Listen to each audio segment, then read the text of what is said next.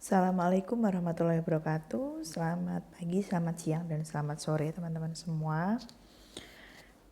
Baik, pada pertemuan ketiga ini kita akan membahas tentang asas-asas dan tujuan di dalam hukum perlindungan konsumen. Nah, sebelum kita mulai perkuliahan kali ini, marilah kita bersama-sama seperti biasa kita baca umul kitab agar apa yang saya sampaikan itu kalian pahami dan dapat bermanfaat untuk kalian.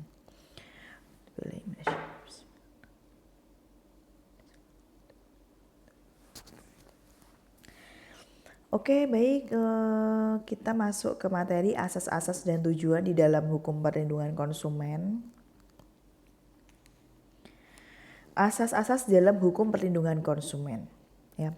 Pengaturan mengenai asas-asas atau prinsip yang dianut di dalam hukum perlindungan konsumen itu berbunyi perlindungan konsumen itu berdasarkan asas manfaat, keadilan, keseimbangan, keamanan, dan keselamatan konsumen serta kepastian hukum. Nah, dalam hal kepastian hukum ini memang banyak sekali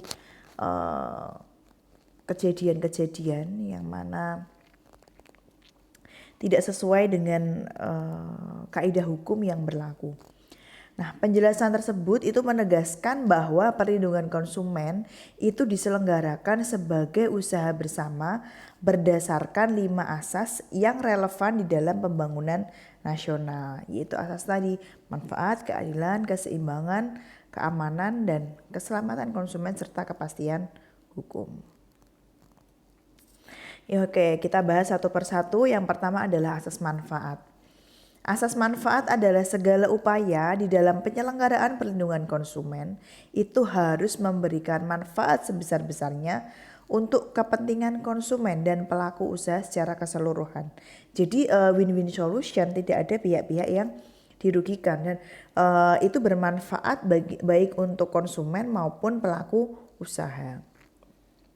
Kemudian pengaturan dan penegakan hukum perlindungan konsumen ini tidak dimaksudkan untuk menempatkan salah satu pihak atau pihak lain itu di atasnya atau sebaliknya.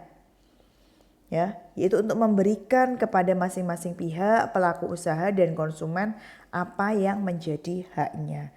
Jadi ya tidak serta-merta kita juga melindungi konsumen ya. Jadi kita benar-benar harus memberikan manfaat baik dari segi konsumen ataupun pelaku usaha. Diharapkan pengaturan dan penegakan hukum perlindungan konsumen ini juga bermanfaat bagi seluruh lapisan masyarakat.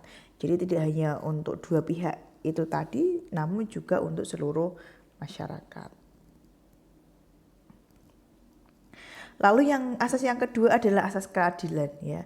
Asas keadilan ini sebagai ciri khas dari hukum yang ada di Indonesia. Bagaimana kita mampu berbuat adil ya, tidak mudah untuk menerapkan suatu asas keadilan itu. Nah, asas partisipasi seluruh rakyat itu dapat diwujudkan secara maksimal dan memberikan kesempatan kepada konsumen dan pelaku usaha untuk memperoleh hak ya dan melaksanakan kewajibannya secara adil. Melalui pengaturan dan penegakan hukum perlindungan konsumen, ya, diharapkan konsumen dan pelaku usaha juga dapat berlaku adil melalui perolehan hak ya dan kewajiban, pemenuhan kewajiban itu secara seimbang. Itu salah ketik ya. Kemudian undang-undang ini mengatur sejumlah hak dan kewajiban konsumen dan pelaku usaha. Sehingga asas adil itu memang harus diberikan baik kepada konsumen ataupun pelaku usaha. Mohon maaf saya break sebentar.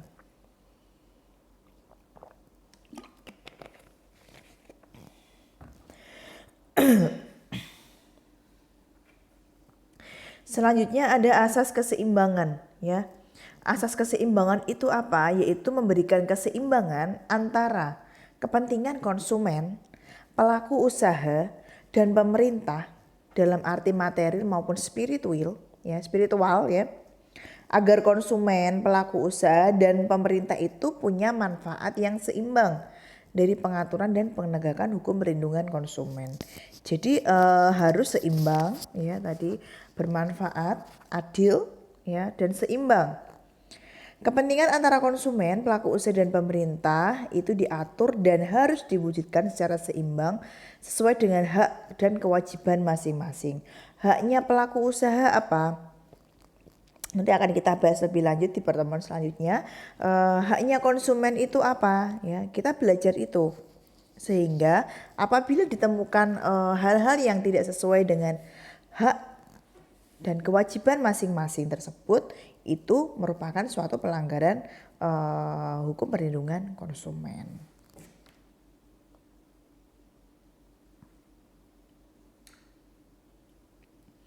Selanjutnya, asas keamanan dan keselamatan konsumen. Ya, kenapa harus ada asas keamanan dan keselamatan konsumen? Yaitu untuk memberikan jaminan atas keamanan dan keselamatan kepada konsumen di dalam menggunakan, memakai, dan pemanfaatan barang dan ataupun jasa yang dikonsumsi ataupun digunakan.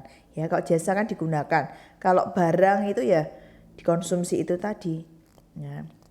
Sehingga dengan adanya jaminan asas keamanan dan keselamatan, konsumen di negara kita itu terlindungi secara hukum.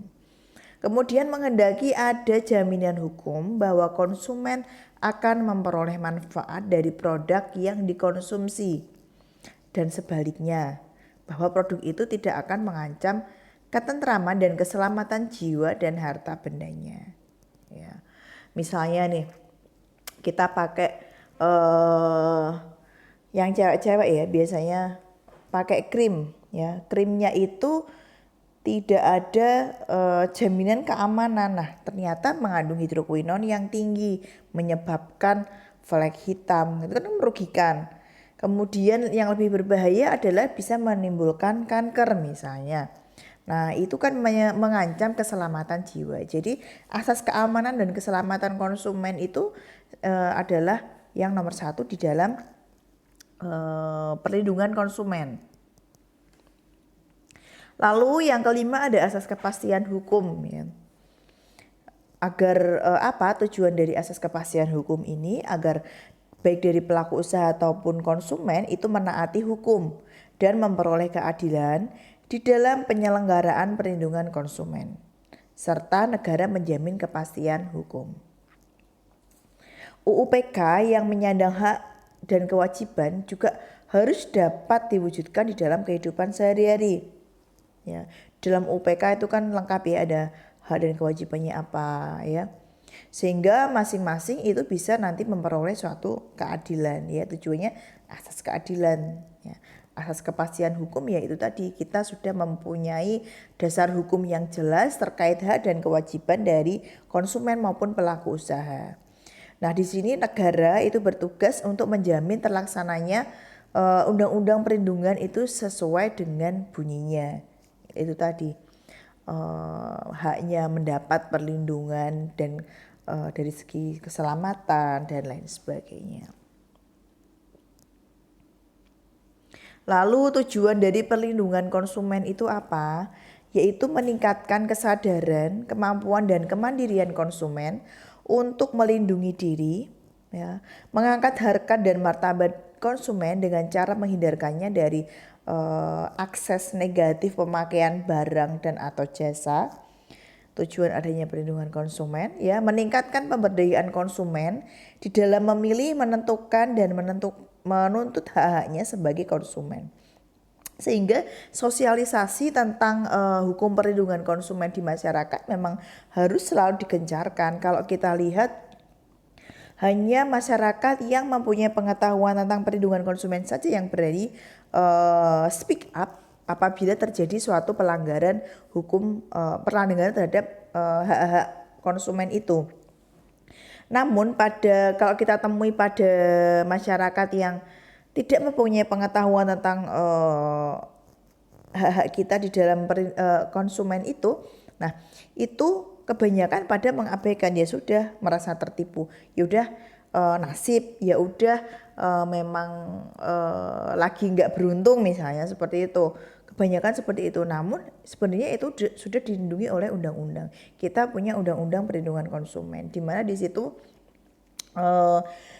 kita mempunyai hak ya untuk menuntut apabila hal itu tidak sesuai dengan kepentingan undang-undang atau menguntungkan kita ya sebagai seorang konsumen. Sehingga sosialisasi terhadap masyarakat itu sangat penting sekali untuk memberikan pengetahuan, mencerdaskan mereka akan hak-haknya sebagai seorang konsumen. Kemudian menciptakan sistem perlindungan konsumen yang mengandung unsur kepastian hukum dan keterbukaan informasi serta akses untuk mendapatkan informasi. Ya, menciptakan sistem perlindungan konsumen yang mengandung unsur kepastian hukum.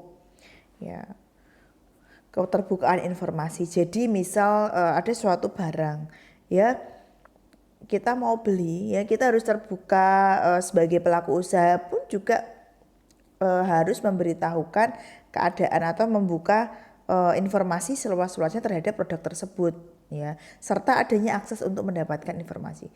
Jadi tidak seperti dibohongi. Kemudian menumbuhkan kesadaran pelaku usaha mengenai pentingnya perlindungan konsumen sehingga tumbuh sikap yang jujur dan bertanggung jawab di dalam berusaha. Ya, pelaku usaha yang nakal itu juga banyak sekali ya yang money oriented ya, mereka mengandalkan keuntungan yang sebanyak-banyaknya dengan mengabaikan sikap jujur dan bertanggung jawab. Nah, di sini pengetahuan tentang perlindungan konsumen juga perlu diketahui oleh pelaku usaha agar tumbuh sikap yang jujur dan bertanggung jawab di dalam berusaha. Ya, kita belajar dari Nabi Muhammad bagaimana cara beliau berdagang, berusaha ya. Bagaimana menjelaskan apa adanya barang ya, itu sebagai teladan kita ya. Beliau sudah cukup banyak menjadi teladan yang bisa kita tiru baik di dalam dunia usaha dan lain sebagainya. Kemudian meningkatkan kualitas barang dan atau jasa yang menjamin kelangsungan usaha produksi barang dan atau jasa, kesehatan, ya, kenyamanan, keamanan dan keselamatan dari konsumen.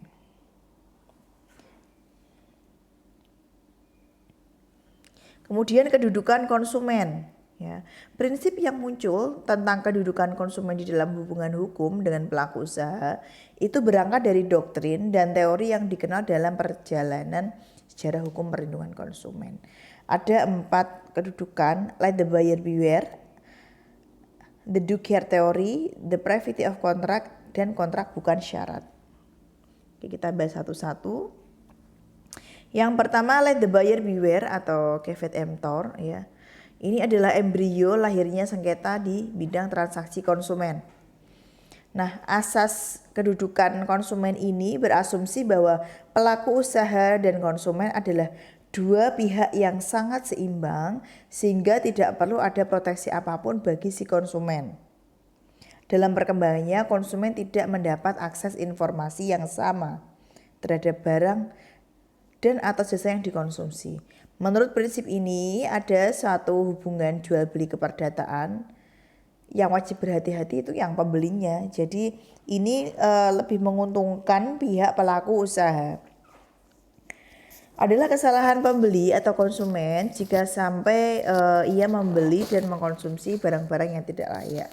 Jadi prinsip let the buyer beware itu ya kehati-hatian dari pembeli atau konsumen ya.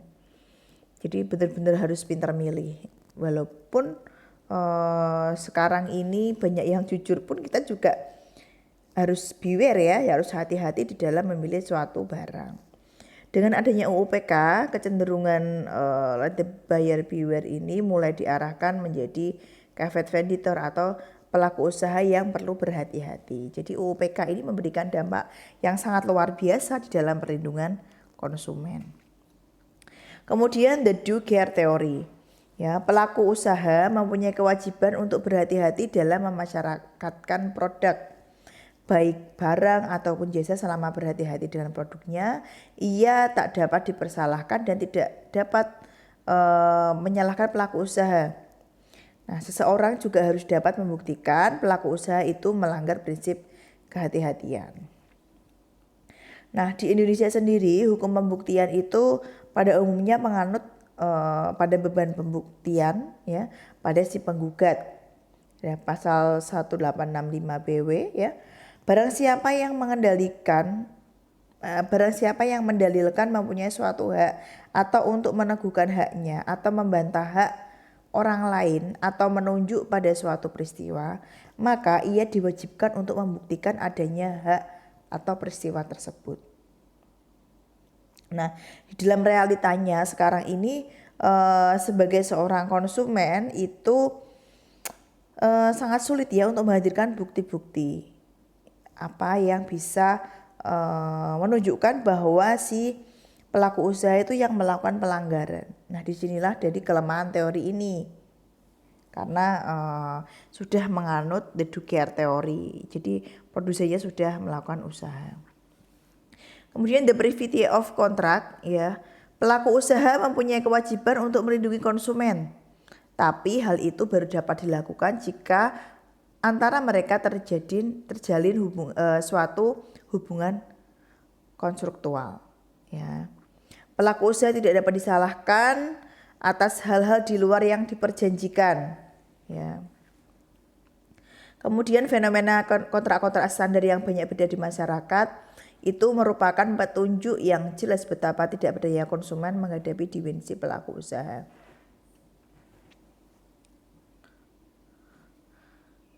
Lalu prinsip kontrak bukan syarat ya. Seiring makin kompleksnya transaksi konsumen ya, prinsip the privity of contract tidak mungkin lagi dipertahankan secara mutlak untuk mengatur hubungan antara pelaku usaha dan konsumen. Jadi kontrak bukan lagi syarat untuk menentukan eksistensi suatu hubungan hukum. Ada pandangan yang menyatakan bahwa prinsip kontrak bukan syarat hanya berlaku bagi objek transaksi berupa barang. Sebaliknya, kontrak selalu dipersyaratkan untuk transaksi konsumen di bidang jasa.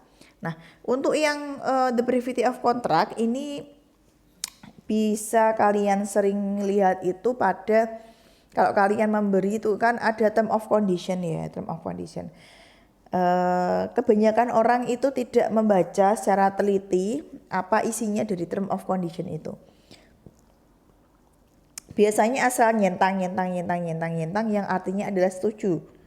Berarti menyetujui dari kontrak antara konsumen dan produsen.